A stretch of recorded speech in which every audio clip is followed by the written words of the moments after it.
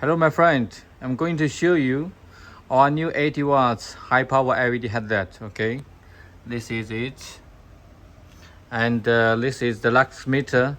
This machine is from Taiwan, TES133, very sensitive, and from this screen you can see the watts and the watts, okay, and amp too. Okay, so let's put it up. Okay, start power at 80 watts, and here shows OL. OL means the lux meter cannot measure this lumens because it's too high. This can only measure 7,000 lumens. For example, I show you. Okay, I take it out and you can see the light, the lumens is here, and if I put it inside, it's over 7,000 lumens. OL means over limit. Look. Okay.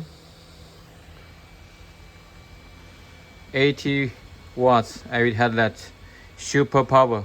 Okay. This is the real lumens. Okay, real power. This is lux meter, very sensitive machine. Welcome order.